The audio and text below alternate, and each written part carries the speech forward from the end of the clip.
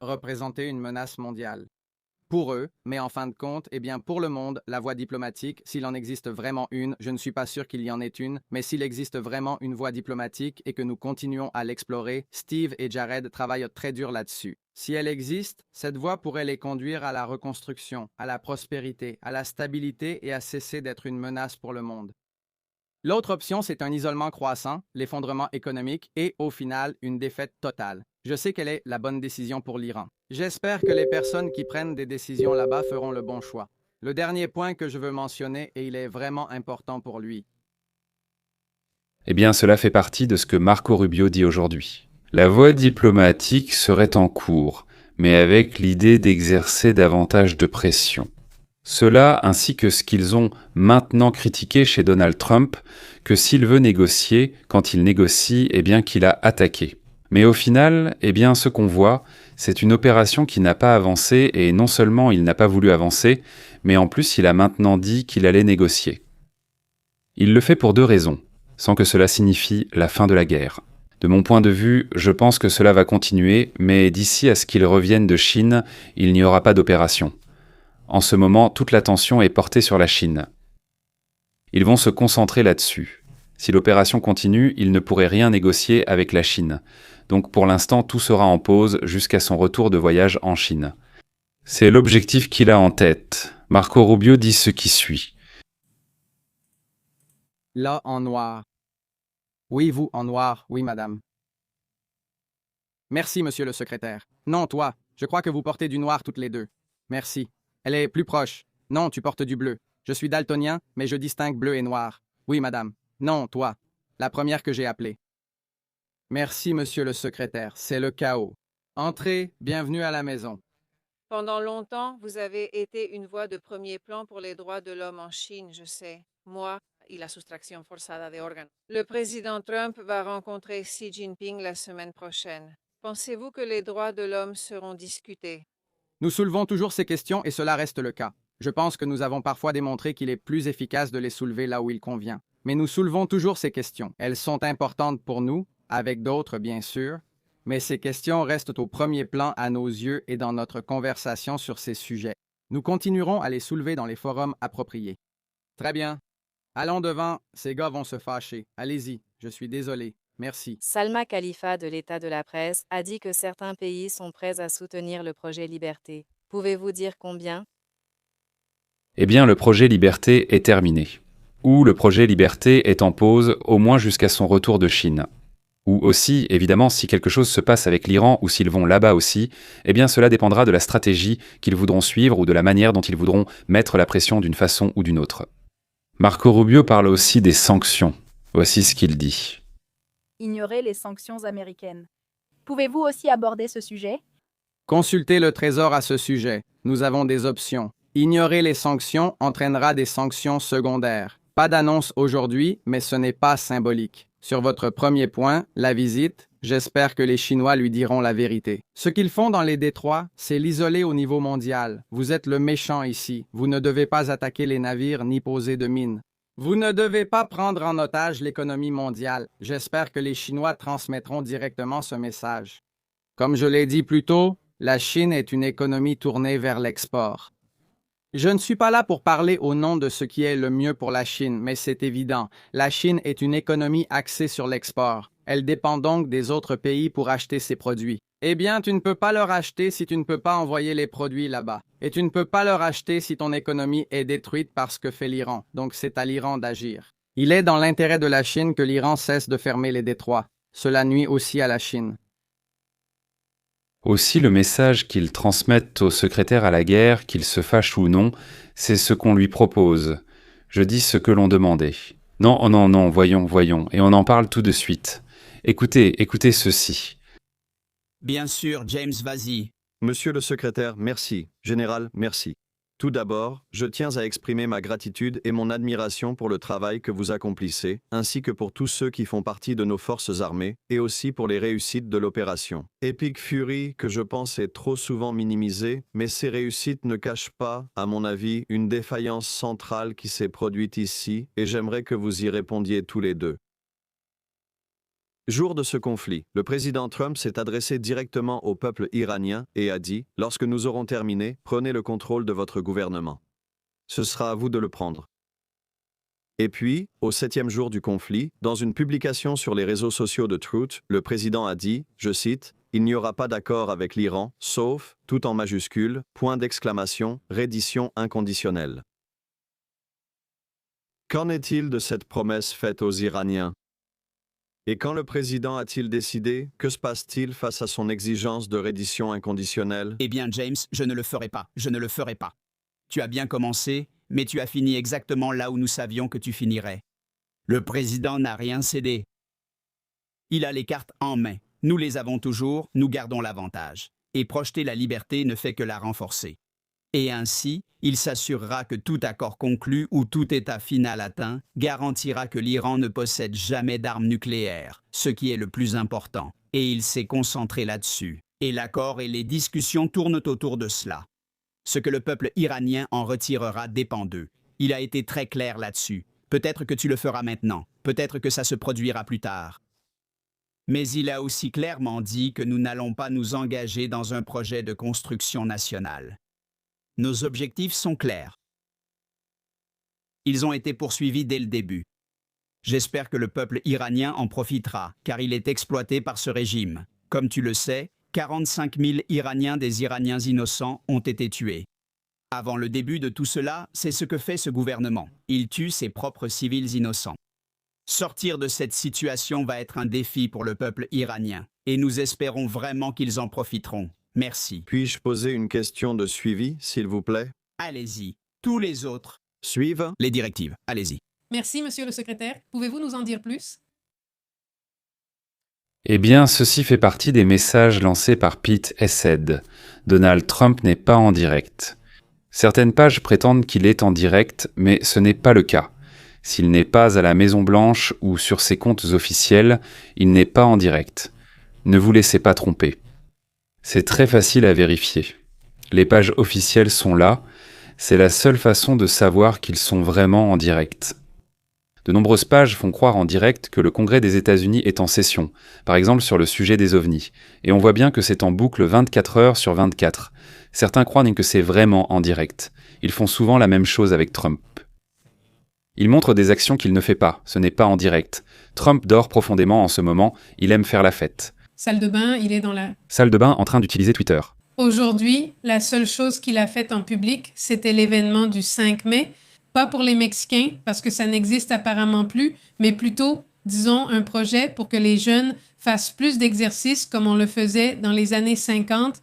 C'est un très bon projet et oui, franchement, ce serait bien qu'on le reprenne, qu'on améliore la santé des citoyens dès le plus jeune âge. C'est ce qu'il a fait aujourd'hui, sortir dans la cour de la Maison-Blanche, mais rien de plus. C'est tout. Oui, c'est tout. C'est Marco Rubio qui est sorti aujourd'hui. Vous avez déjà vu certaines images? Exactement. Marco Rubio était là, c'était bien, il parlait justement de cette suspension de cette opération. Trump fait marche arrière dans ce sens. Je pense que c'est un sujet qui concerne la Chine, mais bon. Le point c'est qu'il n'y a pas de certitude sur ce qui va se passer avec le détroit d'Ormuz, du moins pour l'instant. Exactement. Il y a aussi une de ses déclarations aujourd'hui où Marco Rubio explique très clairement l'opération Fury. Non. Exactement, on va le mettre tout de suite pour voir ce que dit Marco Rubio. En ce sens, au final, c'est une opération qui entre clairement dans une phase différente, pour ainsi dire, ou du moins c'est comme ça qu'ils veulent le faire paraître. Regardez ça. Concernant la guerre, la question est de savoir si les combats reprendront, puisque vous avez déclaré que l'opération Fureur épique est terminée. Le président a aussi affirmé que les États-Unis les anéantiraient par des bombardements s'ils attaquaient des navires américains. Donc oui, si les combats reprennent, vous dites qu'ils reprendraient sous le projet Liberté. Et je pose la question en lien avec la loi sur les pouvoirs de guerre. Oui, écoutez, l'opération Fureur épique est terminée. Objectif de cette opération atteint.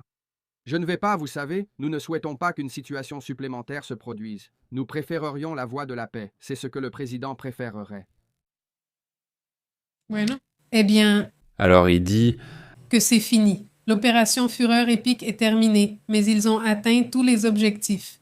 Mais bon, l'objectif principal était la question nucléaire et ils n'y sont pas parvenus. Un seul objectif a été atteint pour commencer.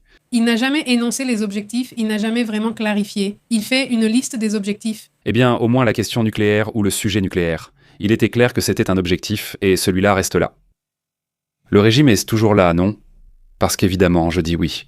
Si l'objectif était d'en finir avec un monsieur de plus de 80 ans qui était là.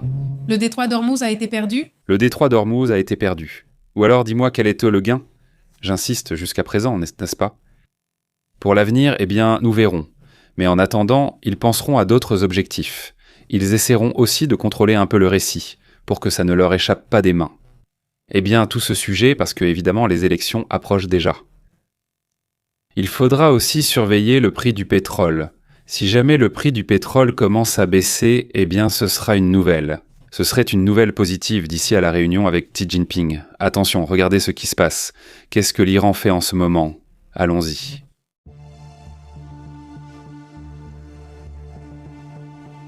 Oui, Abbas Araghachi, qui est le ministre des Affaires étrangères, qu'est-ce qu'il fait? Au final, c'est lui qui représente la stratégie internationale des Iraniens. Que se passe-t-il? Eh bien, Abbas Araghachi part en avance vers la Chine et va rendre visite à Xi Jinping avant la visite de Donald Trump. Cela envoie aussi un message très clair de la part de l'Iran et aussi de la part de la Chine. Nous parlons du fait qu'Abbas Araghachi aurait donc cette approche. Voyons, il dit ce qui suit. Le ministre iranien Abbas Araghachi commencera demain mercredi, une visite à Pékin pour rencontrer Wang Yi, qui est son homologue, c'est-à-dire le ministre des Affaires étrangères de la Chine. Exactement. Il devance Donald Trump d'une semaine. Cela envoie un message très puissant. Et si demain nous voyons que Xi Jinping le rencontre, alors le message sera encore plus fort. Nous verrons demain ce qui se passe. Eh bien, dans quelques heures. Eh bien, la visite coïncide évidemment avec ce cessez-le-feu qu'ils ont, disons, entre guillemets, parce que hier, il y a eu des attaques entre les États-Unis et l'Iran. Eh bien, le voyage diplomatique iranien a lieu avant la visite de Donald Trump, qui est prévue pour le 14 mai. Il semble que cela soit resté ainsi. Ce jour-là, et puis, la Chine a fortement critiqué les États-Unis pour les mouvements qu'ils ont effectués dans le détroit d'Ormuz. Et le même ministre des Affaires étrangères de la Chine a dit que le sujet principal allait être celui du détroit d'Ormuz, car cela peut les concerner, cela les affecte aussi. Exactement. C'est l'approche qu'ils adoptent maintenant. Eh bien, quelque chose d'autre à propos de ce sujet en plus. Passons à d'autres sujets également importants, car il y a aussi quelques images à regarder. Non, allons-y avec ça. Voyons quelques infos sur ce qui se passe dans le monde. Salutations à Raphaël, à Monica, à toute la communauté qui arrive. Un grand merci à Blanca, Barcelo, à Ben, à toute la communauté. Monica, comment vas-tu? Salut. Abordons d'autres sujets importants. Eh bien, un missile aurait touché un navire français. Qu'est-ce qu'on sait? Quels sont les détails de l'information? Selon certaines informations, on rapporte qu'un cargo de propriété française, souvent affrété par d'autres pays, aurait été touché par un missile de croisière tiré depuis la terre dans le golfe Persique. Et cette attaque s'est produite alors qu'il était près de Dubaï ce soir, et pour l'instant, l'emplacement exact du navire est inconnu. C'est étrange. On ne sait pas où se trouve le centre des opérations du commerce maritime du Royaume-Uni, celui que Pepe mentionne toujours, le UK MTO. Celui-ci a indiqué mardi qu'il avait reçu un rapport selon lequel un cargo avait été touché par un projectile inconnu en ce moment, ce qui suppose qu'il n'y a pas de cessez-le-feu, qu'il n'y a pas eu de mouvement important aujourd'hui à ce sujet. Cette attaque étrange a eu lieu. Aujourd'hui, ils disent aussi ne pas avoir attaqué les Émirats arabes unis, ni savoir qui l'a fait. Maintenant, il s'avère que quelqu'un, on ne sait pas qui, tire des missiles sur les Émirats et que ce ne sont pas eux. Ce n'est évidemment pas les États-Unis. Qui est-ce alors? À fond. Donc si ce n'est pas les États-Unis, ce n'est pas Israël, ce n'est pas l'Iran. Alors, qui a tiré sur les Émirats arabes unis? Je veux dire, il y a aussi maintenant un satellite. Les satellites peuvent te montrer d'où proviennent les attaques, et ça aussi. Eh bien, il faudrait vérifier, il faudrait enquêter d'où proviennent ces tirs qui ont causé de gros dégâts aux raffineries ou à la raffinerie qui se trouve du côté d'Oman. Non. Elle est située hors du détroit d'Ormuz, ce qui est crucial pour les Émirats arabes unis, car elle aurait été endommagée. C'est une affaire très étrange. Aussi maintenant, croire les Iraniens là-dessus, eh bien, c'est aussi vrai. Mais bon, en supposant que ce soit quelqu'un d'autre, qui cela pourrait-il être? Je ne dis pas ça, je vous pose la question. Voyons voir. Qu'en pensez-vous? Passons à d'autres sujets, d'autres thèmes également importants ici. Eh bien, voici quelques images importantes. C'est ce que nous voyons en ce moment, n'est-ce pas? Ici, nous voyons une possible attaque de drones iraniens contre une région kurde iranienne où se trouve tout près une zone appelée Souleymaniye dans le Kurdistan. Il faut rappeler que le Kurdistan est en Iran, en Irak et, si je ne me trompe pas, en Syrie, n'est-ce pas? Oui, dans ces 3 pays. Donc pour ce rapport, cette attaque n'a pas encore d'auteur identifié, disons. Pas pour l'instant. On sait que les drones sont iraniens. Iraniens? Bon, alors probablement une attaque iranienne, c'est ce qui s'est rapporté dans cette zone du nord de l'Irak. C'est en Irak. Maintenant, oui. En Irak, exactement. Et nous avons aussi ce rapport où l'on voit cette fumée qui s'échappe par là. Ce serait une attaque qui aurait eu lieu dans cette zone. Que sait-on de cette attaque? Comment? Eh bien, c'est un sujet entre l'Ukraine et la Russie. Non, évidemment. Voyons si je le mets. Voilà. Évidemment, c'est un sujet que nous suivons depuis un certain temps déjà. Un sujet central, pratiquement. Eh bien, nous avons aussi l'aspect énergétique, n'est-ce pas? Selon les rapports, l'Ukraine a endommagé ou détruit la 2e plus grande raffinerie de pétrole de Russie. Je ne sais pas si détruire est exact, c'est peut-être plus nuancé. Oui, si jamais s'ils les arrêtent pendant 10. Mais ils les arrêtent pendant 10 parce qu'ils attaquent des zones difficiles à exploiter, c'est-à-dire difficiles à remettre en service.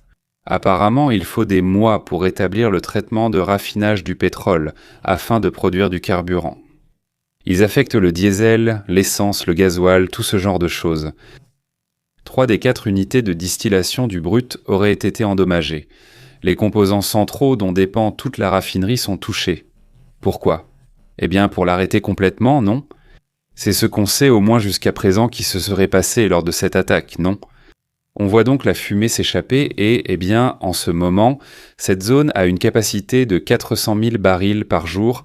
C'est l'une des plus grandes capacités qu'il possède. La raffinerie est située à 800 km de la frontière ukrainienne, en Russie, à Leningrad. Ceci, eh bien, c'est l'un des fournisseurs clés pour ce qui concerne ce diesel. Pour les militaires, n'est-ce pas? C'est aussi un sujet important et sûrement le diesel sert aussi à d'autres fonctions, n'est-ce pas? Cela fait partie de ce qui se passe dans cette région. Une autre image aussi, eh bien, c'est celle-ci. Ce message que donne ce conseiller Donald Trump, c'est ce qu'il dit là. Eh bien, c'est là qu'il annonce la pause, ou plutôt la suspension du projet Liberté, qui était ce soutien pour permettre aux navires bloqués dans le détroit d'Ormuz de passer de l'autre côté. Qu'hier, ils auraient réussi à en faire passer 2. L'un d'eux, nous l'avons confirmé, c'était une entreprise danoise. Mais bon, aujourd'hui, il met le projet en pause. Il dit que c'est parce que le Pakistan l'a demandé afin que les discussions puissent continuer. Nous avons donc convenu qu'en attendant, c'est bloqué. Le projet Liberté sera mis en pause pour une courte période en raison des demandes du Pakistan et d'autres pays, ainsi que des grands progrès réalisés vers un accord complet et final avec les représentants de l'Iran. Eh bien, je mets tout cela entre guillemets, vraiment, parce qu'ils continuent d'assurer que l'Iran dit que c'est extrêmement difficile, qu'ils ne vont pas y arriver, enfin personne ne le croit. C'est-à-dire, non, ils ne le diraient même pas pour commencer. Même si c'était vrai, ils ne le diraient pas, mais ils iraient le dire à leur propre ennemi. Ah, c'est vraiment difficile. Franchement, on a vraiment tout gâché. Il ne faut pas... Enfin, selon lui, l'accord est en gros déjà conclu. C'est un fait. Il dit depuis un moment qu'ils avaient déjà accepté les 15 points. Ça fait 1 mois qu'il a dit ça dans une vidéo et on attend toujours. Donc, la question posée par Newmax est pertinente car il commence par flatter en disant « Franchement, vous êtes excellents, vous êtes tous très beaux ici. » Et ensuite, il lui dit « Bon, et avec ces tweets, blabla, blabla, blabla, ce que Trump a dit, pourquoi ça ne se réalise pas ?» C'était une si bonne question qu'il s'est énervé. Exactement. Exactement. Non, bien sûr, c'est qu'il a compris comment les questions sont gérées maintenant à Washington, mais surtout avec Peaches et Donald Trump. C'est comme ça, c'est comme ça. C'est-à-dire, on raconte qu'on lui passe la pommade, comme on dit, et ensuite on pose la question. Alors oui, un point important, si l'Epic Fury s'arrête, eh bien, ils disent qu'il n'est plus là, qu'il a déjà atteint ses objectifs, que le projet de liberté est mis en pause, mais le blocus des États-Unis reste en vigueur et en effet, il ne sera pas levé pour l'instant. Non, s'il n'y en avait pas, ce serait une capitulation totale, non. Ça, eh bien, c'est aussi important. Regardez, cette image circule déjà en ce moment où Abbas Araghachi serait en train d'arriver à Pékin.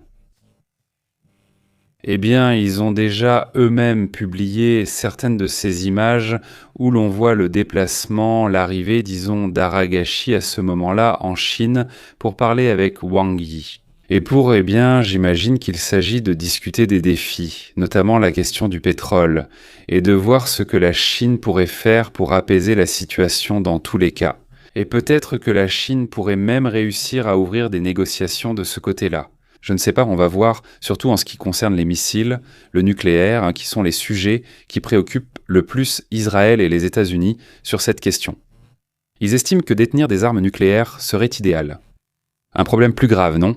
Ce serait ça le problème. Maintenant, passons à d'autres sujets également importants. Regardez.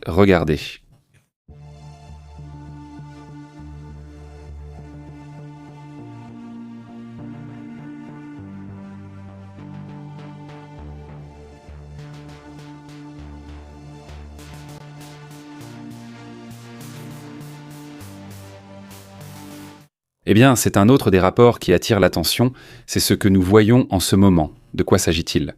C'est la même attaque de drones dans cette zone kurde irakienne menée par des drones iraniens. C'est-à-dire des drones iraniens qui attaqueraient dans cette zone kurde. Oui, nous l'avons vu il y a quelques instants. On voit un peu plus d'images de ce qu'on appelle les fameux Shahed 136. Eh bien, ce sont ceux qui sont utilisés. Donc il est clair que ce serait, dans tous les cas, une attaque des Iraniens eux-mêmes. Une autre image qui attire aussi l'attention, c'est celle-ci. Voyons si on peut la mettre ici. De quoi s'agit-il sur cette image? Ici, nous voyons également un mouvement non confirmé à Téhéran. Si vous regardez bien, on dirait un projectile ou un missile. C'est ça. Ce que vous voyez là, c'est une sorte de projectile. Ce sont donc des photos qui ont été partagées. Selon le rapport, voici ce qui est dit. Il est indiqué de manière informelle qu'un missile de croisière iranien vient d'être lancé depuis Bandar Abbas en direction du détroit d'Ormuz. Les médias locaux rapportent qu'un navire de marchandises a été touché, possiblement le navire français selon moi. Ce pourrait être le navire français, car c'est la dernière attaque recensée apparemment venant d'Iran. Non, pour l'instant, on ne connaît pas l'état du navire, n'est-ce pas? Exactement, aucune information, ils ignorent où il est. C'est donc inquiétant qu'ils n'en aient aucune idée, d'après au moins celui de l'UKMO. S'ils ne savent pas, ils ne savent pas où il est. J'espère qu'il n'y a rien eu de plus grave. Oui, exactement.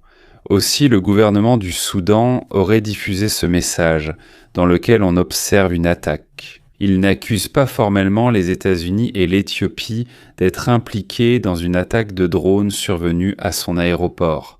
Ce n'est pas cette attaque, ce n'est pas celle qui est là.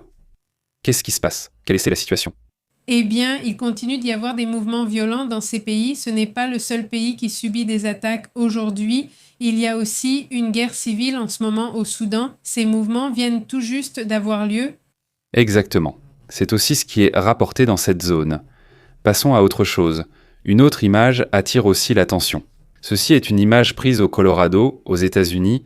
Selon les rapports, une forte chute de neige s'abat sur les Rocheuses au Colorado.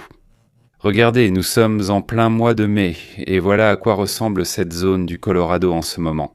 Eh bien, nos amis là-bas nous diront à quel point ce genre de climat est courant, même si de nos jours, les climats normaux sont de plus en plus rares, comme nous le vivons ici. Je ne sais pas, un mois de mai très frais, comparé à d'autres régions très chaudes en comparaison. Enfin, le fait est que le climat est un peu détraqué. Un autre sujet, une autre image attire aussi l'attention. Que se passe-t-il là-bas? Nous l'avons déjà mise, nous l'avons déjà mise, nous l'avons déjà mise. Ceci se trouve là-bas en face de la côte russe. De la fumée sort soudainement de l'eau, n'est-ce pas? Alors, voilà. Ce n'est pas très clair ce qui s'est passé. On soupçonne que des drones navals ukrainiens auraient attaqué un sous-marin. C'est ce qu'on soupçonne car on n'a pas voulu donner de détails, mais qu'est-ce qui pourrait bien brûler sous la mer dans une zone comme celle-là? Normalement, il y a des sous-marins et les flottes navales russes là-bas. Il y a déjà eu plusieurs attaques dans cette zone de la mer qu'on appelle Galen-Ziznik, cette zone qui se trouve, disons, déjà en territoire russe, au-delà de la Crimée, mais toujours dans la mer Noire. Ce n'est pas là où opère la flotte de la mer Noire, qui s'est déjà retirée depuis environ 2 ans. Passons aussi à l'image suivante. C'est bien ce qui se passe. Ici, nous voyons des gens à l'aéroport Xochitl, là-bas, en Russie, protégés à l'intérieur de l'aéroport où tous les vols ont été arrêtés à cause d'une attaque de drones ukrainiens non, C'est ce gars-là qui est là. Je ne sais pas si vous le... qui est allongé. ou s'il s'est mis en mode plage. Regarde, oui. Il est arrivé à la plage, il a mis sa petite sandale, son short, et il s'est allongé là comme si de rien n'était. Je ne sais pas si c'est un gars ou une fille, mais il se croit à la plage dans l'aéroport et a dit « Non, je vais me détendre.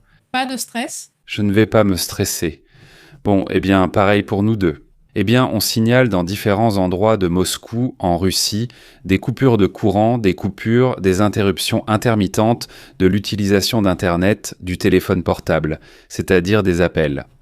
Arrêtez. Bloqués, des avions annulés, des aéroports et des vols reportés à d'autres jours. Enfin, tout ce sujet est aussi très curieux.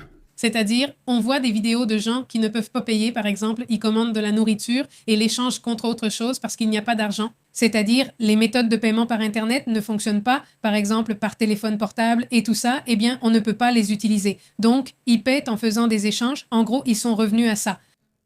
Le fameux troc, je ne sais pas pourquoi ils s'en vantent là-bas. Nous voyons que la Turquie présente un missile balistique intercontinental qui, selon eux, a une portée de 6000 km. Présenté aujourd'hui au salon d'armement Saja, c'est vraiment impressionnant, non? Eh bien, la vérité, c'est que oui, la façon dont il le présente, c'est comme si c'était un article de luxe. En gros, ce n'est pas rien.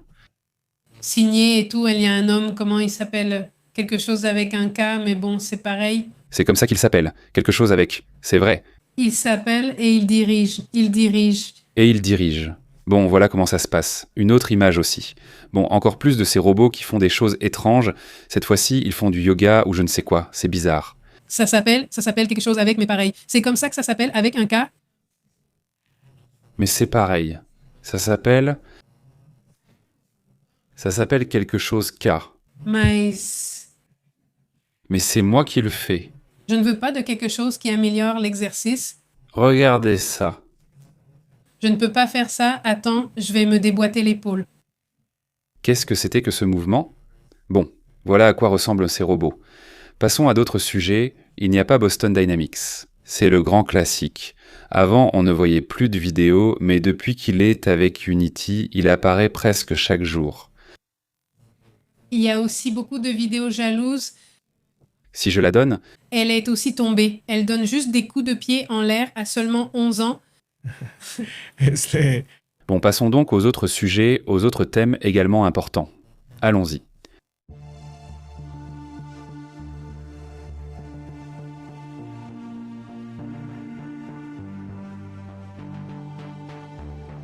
Écoutez, il y a une vidéo qu'on a oubliée de Marco Rubio parce que vous vous souvenez qu'il a été DJ à un mariage le week-end dernier. Ce week-end, il a été DJ lors du mariage de certains membres de sa famille. Bon, on lui pose des questions sur ce sujet, ce n'est pas juste pour plaisanter, non?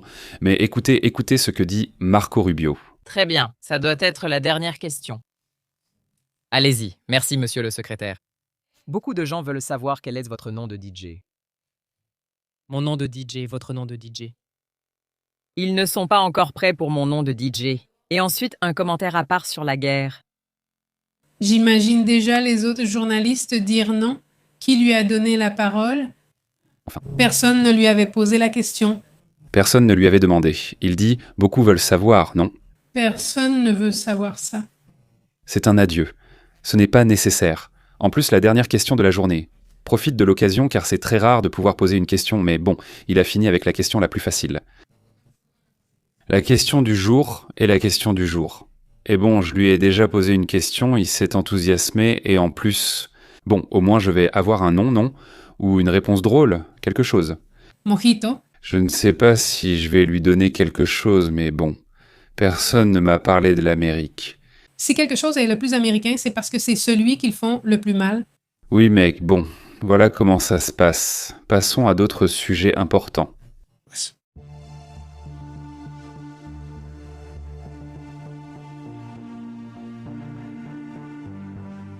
Eh bien, ils assurent sans que le médecin qui est sur cette croisière avec le hantavirus, non? Eh bien, il serait aussi tombé un peu malade, non? C'est une personne qui a été en contact avec tout le monde, Avec tous ceux qui l'ont. Donc, jeudi, évidemment, il faudra attendre plus de confirmations, mais le soupçon est que ce hantavirus serait en train de se transmettre de personne à personne. Non, ce n'est pas un virus. Ils assurent qu'il flotte dans l'air, non? Et qu'il se propage comme certaines grippes et des choses comme le Covid, etc. Mais malgré tout, évidemment, le risque, surtout à cause du taux de mortalité qu'il a, eh bien, il faut surveiller, n'est-ce pas? C'est-à-dire, beaucoup de gens pensent déjà qu'ils vont recommencer les confinements et que si le vaccin continue, mais en fait, personne ne parle de ça. Pas de vaccin? Si ça va arriver, il n'y a même pas de vaccin. Ne vous inquiétez pas, il n'y a pas de vaccin. Il n'existe même pas de vaccin. Il faut donc surtout s'informer et comprendre le sujet. Au lieu de spéculer ou de douter, il vaut mieux simplement s'informer et observer. Ce virus a d'ailleurs déjà été mentionné par l'Argentine. Voyons, il y a eu 45 cas pendant toute l'année. 41 cas pendant toute l'année 2026. Oui, ils ont été signalés en Argentine. 41 cas, c'est très très peu, c'est-à-dire que c'est étrange. Ce n'est pas un virus qui se propage rapidement. Ce qui me frappe de mon point de vue, c'est... Qu'est-ce qui se passe avec les croisières? Les croisières, ce sont... Elles sont très sales, c'est-à-dire... Oui, elles ont cette réputation, il y a trop de proximité avec tout le monde et tout ça. Tout n'est pas bien nettoyé. Une fois, avec CBS ou CNN, je crois, ils ont utilisé une lumière noire et franchement, tu ne t'allongerais jamais dans ce lit, même pour plaisanter. Ils voyaient des choses. On voyait trop de choses bizarres sur les murs. Non, tout, rien n'était épargné. Alors, si jamais vous pensez aller sur une de ces croisières, partez avec l'idée qu'il y a tout ça. Avec un système de santé, son spray. Allez, eh bien oui. C'est suffisant, mais bon. Ça aide un peu, non? Ça aidera un peu, je suppose, non? Mais bon, alors quoi d'autre? Qu'est-ce qu'on a d'autre par là? Aujourd'hui, nous avons dit que le ministère a parlé de la Chine. Nous n'avons pas évoqué l'ONU. Enfin, il y en a une. Il y a une résolution pour sanctionner l'Iran à cause des attaques, parce qu'en fait, l'Iran a attaqué sans contrôle tous les pays du Golfe. Commencez avec le navire de la Corée du Sud.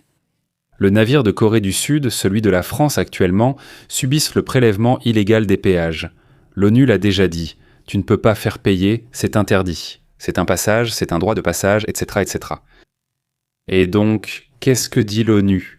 Mais aujourd'hui, l'ONU a organisé un débat sur la façon dont elle va avertir l'Iran concernant l'imposition de sanctions. Je ne sais pas comment ils vont imposer des sanctions si les attaques et la perception de péages illégaux ne s'arrêtent pas. Et ce projet qui a été rédigé aujourd'hui a été élaboré en vertu du chapitre 7 de la Charte de l'ONU, ce qui va même permettre l'utilisation de la force. C'est très rare d'entendre ça à l'ONU. L'utilisation de la force pour garantir la libre navigation a été annoncée aujourd'hui.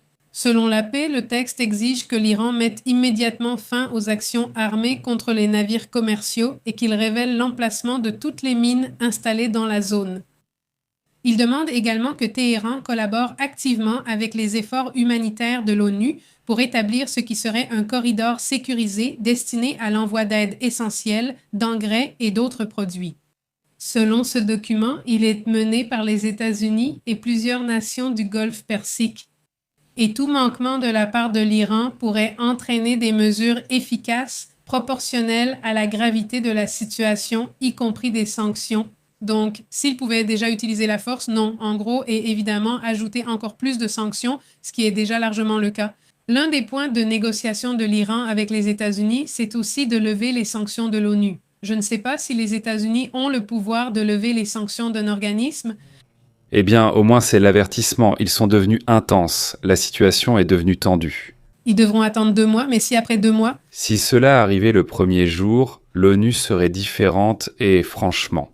Tout est très lent et aussi, les coupures numériques décrétées par le président russe, pas par ce personnage qui est maintenant dans la paranoïa. Tout cela oblige les Russes à changer leur système de paiement et de communication. Parce qu'au final, les Russes veulent rester en contact avec leur famille, mais si on te coupe Internet, que les portables ne fonctionnent plus, qu'on ne te laisse pas payer avec ta carte. C'est-à-dire si aujourd'hui il y a une paralysie momentanée ou pas momentanée, je ne sais pas, mais au moins pour l'instant, tout est paralysé. Une partie du pays parce qu'il y a un défilé, 1000 raisons, mais ceux qui sont proches de Vladimir Poutine. Ils assurent donc qu'il est entré dans une phase de paranoïa depuis déjà quelques mois. Bien que cela dure déjà depuis quelques années, cela s'est accéléré ces derniers mois, s'éloignant et s'isolant encore plus de son entourage le plus proche. Exactement. Cette fermeture des paiements numériques dont nous parlions à l'instant, c'est quelque chose qui, déjà, tous les pays ou une grande partie des pays utilisent plus que les billets. Eh bien, en ce moment, c'est suspendu, tellement qu'en Russie, les billets en circulation ont augmenté d'environ 600 milliards de roubles. En 3 mois, la quantité d'argent liquide en circulation a augmenté de plus de 1,1 billion de roubles. Le chiffre a beaucoup augmenté et pourtant il avait déjà augmenté en 2025, c'est ce que rapporte Bloomberg. Et la Banque centrale de Russie elle-même a averti que cela était dû à l'augmentation de la quantité d'argent liquide, aux coupures de la connectivité mobile qui ont obligé les gens et les entreprises à se remettre à payer en espèces. Bref, voilà où en est la situation. Abordons d'autres sujets importants.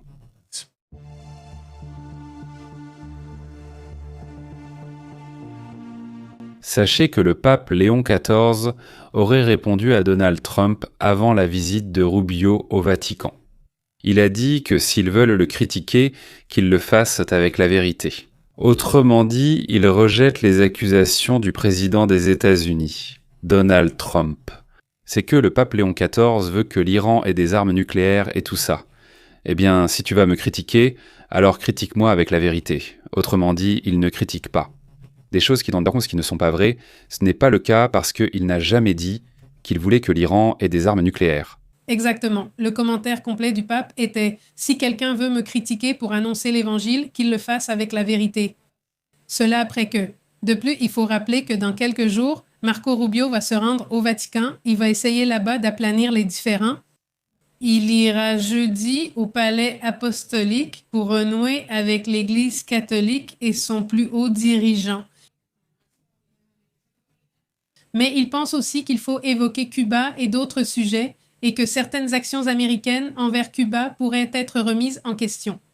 Qui, d'ailleurs, aujourd'hui, j'ai eu l'impression que Marco Rubio est sorti parler de l'Iran et a essayé de détourner l'attention vers la question de Cuba.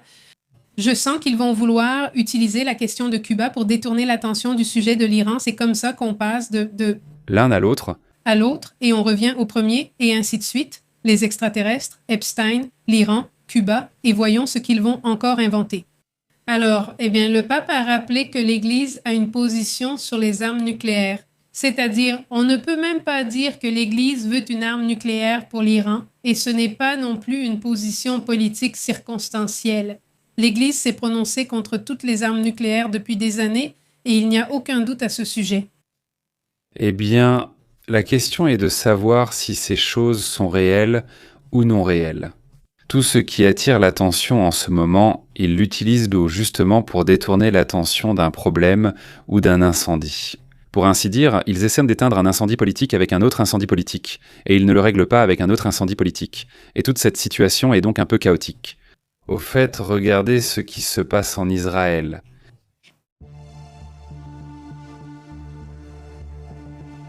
Ils assurent à un qu'Israël serait en alerte maximale. Le général Omer Dichner a pris la tête de l'armée de l'air. Cela au milieu de l'escalade qui se déroule là-bas, dans le golfe Persique, avec l'Iran et toute cette situation. Et face à ces commentaires, il est frappant que l'on utilise le terme d'alerte maximale. C'est-à-dire depuis le commandement de l'armée de l'air au milieu de toute cette escalade. Voilà. Le ministre assure qu'ils sont en alerte maximale, qu'ils sont prêts pour toute situation. S'il faut entrer en conflit, ils interviendront immédiatement. Exactement. Dichner, que nous avons ici à côté, prend aujourd'hui ses fonctions. C'est le nouveau chef de l'armée de l'air israélienne. Et donc, il lance ce message très fort lors de sa cérémonie de prise de fonction. Et le chef d'état-major des forces de défense israéliennes de la FDI est également intervenu. C'est Eyal Samir que nous avons déjà beaucoup mentionné ici. Il a parfois eu des différends avec le Zanjajo, par exemple. Et il a souligné la même chose, que l'armée est également en alerte. Alerte maximale sur tous les fronts. Il dit « Nous sommes prêts à répondre avec force à toute tentative de nuire à Israël ». Et lors du même événement, il y avait évidemment aussi le ministre de la Défense, cet Israël Katz, qui a été beaucoup plus explicite.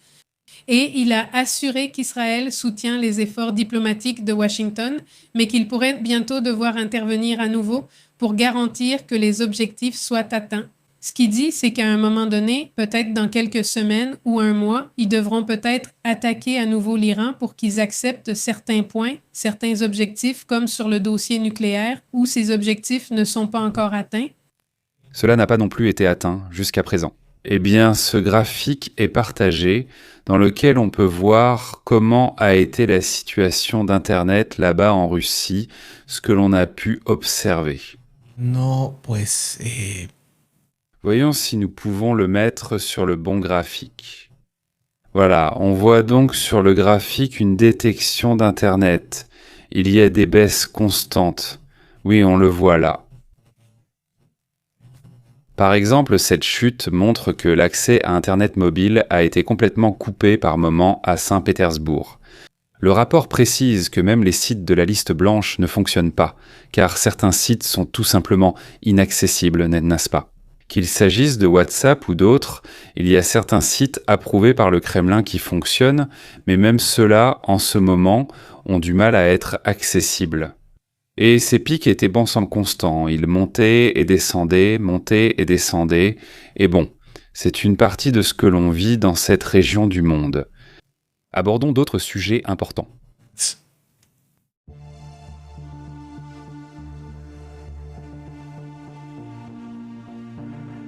Qu'est-ce qu'on a d'autre par là? Figure-toi qu'aujourd'hui aussi, il y a de nouveau une attaque dans le Pacifique. Hier, on évoquait une attaque. Aujourd'hui, une nouvelle a eu lieu et une autre est prévue mardi. Ce n'est pas un déjà-vu. La destruction d'une nouvelle embarcation, soi-disant de narcotrafiquants, dans les eaux internationales du Pacifique. Et lors de cette conférence de presse que nous venons de voir, il a affirmé que lors de l'attaque, les 3 membres d'équipage du navire auraient perdu la vie. L'opération a été annoncée. En fait, le commandement du Sud, sur son compte officiel X, a assuré que ces personnes auraient perdu la vie et qu'aucun Américain n'avait été blessé. C'est ce qu'ils disent à chaque fois qu'il y a une de ces attaques. Il s'agit sûrement d'une telle attaque. Eh bien, cette mention est faite car c'est essentiellement le protocole de la façon dont ils le disent, mais en effet, ce genre d'opération ne s'arrête pas. Ça ne s'arrête pas. Ça, avec ce qui se passe en ce moment avec le Mexique, eh bien, ça attire l'attention.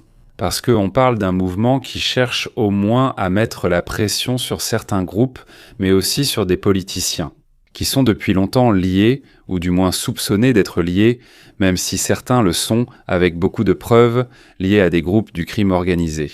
Même pour des questions de campagne, n'est-ce pas ? Mais en même temps, il y a par exemple l'ex-président hondurien qui est clairement lié au trafic de drogue et qui a été libéré par Donald Trump. Oui, c'est très étrange. C'est une énorme contradiction. Si tu vas mettre la pression, alors mets la pression sur tout le monde, n'est-ce pas ? Je veux dire, ou bien il y a des favoris et d'autres non, sinon on revient à la même opération qu'avant, n'est-ce pas ? Dans laquelle ? Eh bien, le problème ne se termine pas, n'est-ce pas ? Quoi d'autre ? Avons-nous autre chose par là ? Aujourd'hui, Marco Rubio a fait un commentaire très étrange lors de sa sortie. Parce que, ils ont interrogé Marco Rubio, ils l'ont questionné sur l'augmentation de l'essence, les hausses qui ont eu lieu depuis le début de la guerre, parce que Trump avait pour objectif durant sa campagne de faire baisser le prix de l'essence et il y était parvenu. Et donc, quand la guerre a commencé, évidemment, tout cela est monté, ça a augmenté. Et aujourd'hui, le secrétaire a dit au journaliste qui lui a posé la question qu'il devrait se sentir chanceux. Parce que ça aurait pu augmenter encore plus et que ça aurait pu monter jusqu'à 9 $, alors ne vous plaignez pas. Non, merci. Ne mets pas ça, s'il te plaît. Et ce n'est pas fini. Le truc, c'est que ce n'est pas fini. C'est-à-dire, ça ne veut pas dire que ça n'arrivera pas. Exactement. C'est-à-dire, est-ce que c'est ça la question, si ça va baisser ou pas ? Et ce qu'on voit, du moins pour l'instant, dans le prix du pétrole, non. Ce qu'on peut voir ici, c'est qu'il est à 112, presque à 113. Jusqu'à ce que l'effet de Trump ou de cette annonce disant que les choses vont se calmer. Ça génère une baisse du prix, pas très grande, mais au moins ça baisse un peu. Le prix, et ça évidemment, ça va être positif, non ? C'est-à-dire, on est encore loin d'atteindre les 6 070 $ où il était, ça reste élevé, mais ça ne s'envole pas à 120, ce qui serait déjà quelque chose de très dur, non ? Ce qui se passait. Il faut voir comment ça va évoluer, mais pour l'instant, par exemple, le peso est stable. Le dollar et l'euro sont stables à peu près comme avant, l'or aussi s'est resté vraiment stable. Bas, n'est-ce pas? Il essaie de monter, mais on ne voit pas vraiment de forte hausse de l'or. Celui qui a vraiment été très haut et qui a continué à monter, c'est le Bitcoin, c'est-à-dire que le Bitcoin est déjà à 81 000 $, et il était monté jusqu'à 65 000 $. Il faut se rappeler que, voyons la date exacte, c'était vers le 20 quelque chose comme ça. Le 29 mars au soir, il a atteint les 64 000 $, et en mars, en ce moment, il est à 81 400 $. En fait, malgré tout ce qui se passe, tout ce que tu veux, le Bitcoin reste une crypto-monnaie forte, non? C'est la vérité, non? En fait, pour cette baisse qu'il y a eu, il y a beaucoup de raisons qu'on pourrait évoquer ici. C'est une question de confiance. Hein? Il se peut aussi qu'on l'utilise pour faire des mouvements, surtout maintenant que l'ambiance est un peu étrange. Eh bien, certains préfèrent aller vers une autre valeur que le dollar ou le pétrole, à cause de la volatilité, quelle qu'en soit la raison. Mais le point, c'est que le Bitcoin est plutôt en bonne santé. De mon point de vue, vu sa progression jusqu'ici, on verra comment il continue à évoluer, mais même plus que l'or, c'est-à-dire la hausse qu'il a eue est bien plus importante que celle de l'or, et ça, évidemment, c'est aussi surprenant. Allons donc aux commentaires.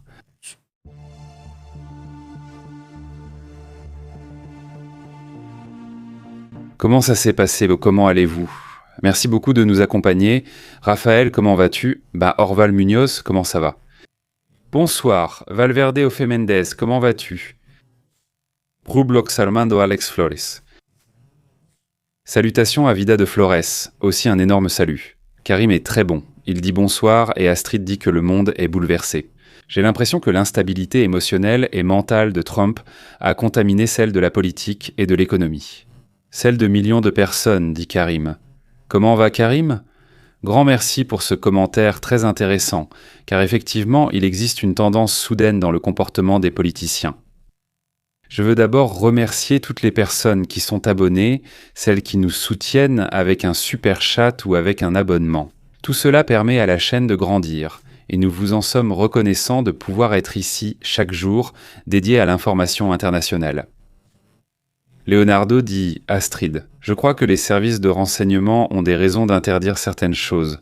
Pour moi, ce n'est pas juste de la paranoïa. C'est possible, Leonardo. Très souvent, la paranoïa commence avec des mouvements réels, n'est-ce pas? Et ensuite, la paranoïa augmente, mais très souvent, la paranoïa a un déclencheur, n'est-ce pas? Un déclencheur qui peut être réel, définitivement.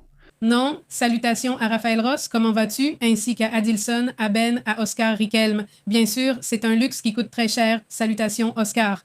Salutations, Oscar, comment vas-tu? Très bien, tu demanderas aussi comment on fait plus. Et salutations à Ophé. Bonjour Ophé, comment vas-tu? Bonjour aussi à David et à tous ceux présents. D'où vient son soupçon que le hantavirus de type Andes, qui est endémique en Argentine et au Chili, se transmet effectivement de personne à personne?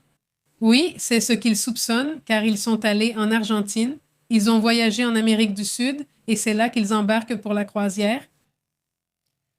Eh bien voilà, ça pourrait être le cas. C'est l'un des soupçons que mentionne Jade. Voyons si tu l'as lu, n'est-ce pas? Non, il dit qu'aujourd'hui, il a pu suivre le direct. J'ai 2 jeunes enfants et parfois ils ne me laissent pas faire, donc je regarde toujours en différé. Merci beaucoup. Jade. Salutations à tes petits. Alex Flores dit aussi « Excellente soirée ». Super Alex, passe une excellente soirée. Très bonne soirée, Baou. Les biologistes affirment qu'il ne faut jamais faire de croisière, car c'est le pire. Salutations pour ça. Comment vas-tu? Oui, imagine-toi. C'est ça, oui, en effet. Dit Francisco Arce. Voilà pourquoi j'apporte toujours mes draps. Oui, enfin, je veux dire, parfois il y a certains endroits qui sont bondés, mais tu restes un petit moment là et ensuite tu vas ailleurs. C'est qu'il est enfermé là toute la semaine. On va plutôt à un concert. Tu vas au cinéma où tu passes un petit moment avec beaucoup de monde, mais 2 ou 3 heures, c'est très peu de temps d'exposition. Quand tu passes des semaines, comme tu dis, à rester là toute la journée, la nuit, le jour, non. Bien sûr, je ne sais pas s'il y a quelque chose là. Si ça se répand... Dit Oscar Riquelme. Je vous donne une information. Le jatavirus s'appelle hantavirus, pas jantavirus, jantavirus. Hantavirus sans le H. Salutations sans le H, que nous écrivons comme un J. Maintenant oui, c'est la bonne. c'est Antavirus, tu as raison. Salutations à Armando Antonio Brou. Comment ça va? Bonsoir à tous. Salutations Armando. Comment vas-tu, Armando? Dit Martin. En Russie, ils lancent une nouvelle série de missiles, moins chers et meilleurs grâce à une puce chinoise. Les armes deviennent de plus en plus terribles, ajoute-t-il. Comment vas-tu, Martin? Un grand salut. Elles s'améliorent, deviennent moins chères, plus intelligentes, c'est-à-dire celles-ci, oui. C'est impressionnant, non? Quoi d'autre? Salutations à David Flores qui nous regarde de Juarez, Chihuahua. J'ai formé d'excellents communicateurs. Merci beaucoup. Salutations à Chihuahua. Salutations. Armando Antonio affirme aussi que le secrétaire à la guerre et tout le cabinet de Trump sont une fanfare désaccordée, ce qui sonne très mal. Je ne veux pas l'être non plus. Ça sonne fort? Ça sonne fort. Ça sonne fort, ça sonne fort. Il dit qu'il nous reste des roubles. Salut Rubla. Tu me dis comment va Valverde? Comment vas-tu Valverde? Et Ben Abraham dit qu'à New York, l'essence est à 4,50 le gallon et les Orval. Quelqu'un nous dit hi, c'est sûr qu'ils ont arrangé un échange. Trump leur a demandé de donner aux Français, aux Anglais et aux Espagnols de leur donner une auberge. Non, je ne crois pas. Mais santé, salutations. Il dit aussi qu'au Texas, l'essence est à 3,60 et 3,95 le gallon. Il dit que oui, c'est le cas. Mais elles sont toujours moins chères comme au Texas, mais il y a des endroits très chers comme la Californie. La Californie, dit Monica. Si jamais vous partez en croisière, prenez vos lingettes, du Clorox et nettoyez tout ce que vous touchez dans la cabine. Il parle de l'endroit des thés d'oreiller, puis le commentaire s'arrête là. Mais j'imagine que tu fais attention, n'est-ce pas? Sur les croisières, si tu veux survivre et ne pas devenir, comment on dit... Il y a des changements? Il faut faire des changements parce que... Ils l'ont appris? Clairement, ils n'ont pas appris. Il ne dit pas « mettez-le et c'est tout », dit Monica. Oui, eh bien oui, exactement. C'est ce que dit Raphaël Texas All Poker. Raphaël dit qu'il a une photo très drôle où il ressemble à un castor. C'est une photo, la photo. La photo est comme un... Castor marcheur, la voilà. C'est un castor avec des cheveux? Un castor avec des cheveux. C'est un castor brésilien, il ne porte pas de chemise jaune et verte. Donc. Vert, jaune, comme on dit, vert, jaune, génial. Salut à Monica, je vais tout vous dire, on va le lire. Oui. Oui, non? Bon, c'est un sujet en suspens.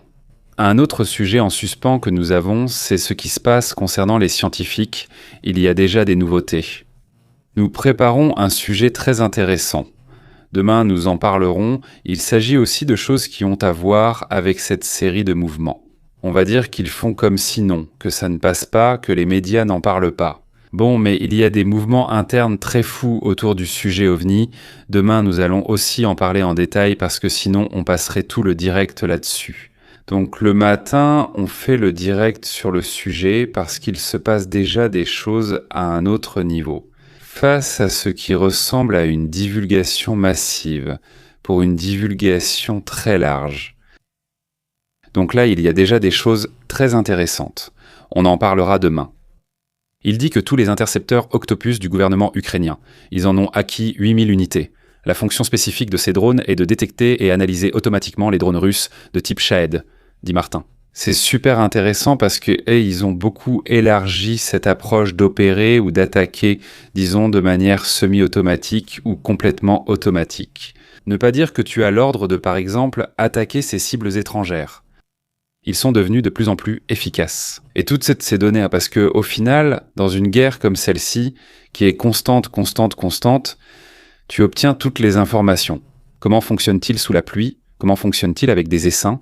Comment fonctionne-t-il avec des essaims? Je parle des drones. Comment fonctionner avec le froid, la chaleur, toutes les adaptations, les micro-adaptations qu'ils font, c'est un apprentissage inestimable pour l'Ukraine et pour les pays qui entretiennent de bonnes relations avec les Ukrainiens. Pendant la guerre, on entre dans une phase d'expérimentation, malheureusement dans un contexte de conflit, mais aussi d'automatisation des guerres. À partir de maintenant, les guerres vont devenir de plus en plus automatiques, n'était-ce pas? Dans le sens robotique aussi, on peut le dire, non? Quoi d'autre? Que les aéronefs et les groupes de pouvoir qui ont choisi comme président Vladimir Poutine disent qu'ils peuvent continuer. Il va continuer et s'il ne le fait pas, il va tomber, il doit faire ce que les supérieurs ordonnent. Poutine a des chefs. Bien sûr. Bon point. Et ensuite, définitivement... Dit Raphaël Ross, Dilma Rousseff, fabriquée en Chine. Oui, ancienne présidente maintenant. Oui, Oui, oui, oui, oui. Salutations à Ophé, chose d'Ophé et Sébastien dit bonjour depuis le Pérou. Salutations Sébastien. Oui, il a beaucoup de liens avec la Chine. Il en a. En fait, si je ne me trompe pas, il vit là-bas. C'est-à-dire pour tout ce qui concerne la banque des BRICS et tout ça. Bien sûr, bien sûr. Oui, salut. Sébastien, comment vas-tu au Pérou? Un grand salut, Raphaël. Allons-y. Les gars, souvenez-vous que nous sommes sur WhatsApp, nous sommes sur Telegram et nous sommes aussi sur Facebook et Instagram. Merci beaucoup d'être ici parmi les amis. Merci beaucoup. Même ceux qui nous regardent en différé. Veulent nous accompagner lors des prochains directs. Nous serons là tôt en vous tenant au courant toute la journée, n'est-ce pas? Aidez-nous en partageant ou likant. De nombreuses façons de soutenir la chaîne sont en description. Merci d'être là. Et oui, 30 ans. Au pouvoir pour les dictateurs, c'est ridicule. Il dit santé, envoie aussi de grandes salutations à Raphaël, à Léonard, à toute la communauté, à tous les Raphaël, puisqu'il y en a plusieurs, et au Raphaël, Ophé, Ignacio, à tous. Eh bien, merci beaucoup. Passez une excellente soirée. À demain. Nous interrompons votre programme habituel. Merci de vous brancher sur la vérité. Ici, c'est Pépé en direct. La vérité est intense, l'insolite est réel. Ici, nous l'analysons avec une perspective globale. Ne reste pas à l'écart, connecte-toi à la chaîne. Pépé en direct contrôle le signal. Pépé et Astrid disent la vérité. Journalisme brut, ici on respecte ça. Active l'alerte, ne perds pas le fil. À la prochaine. Oui, monsieur. Nous faisons l'appel. Abonne-toi. Pépé en direct dans la place. Commençons.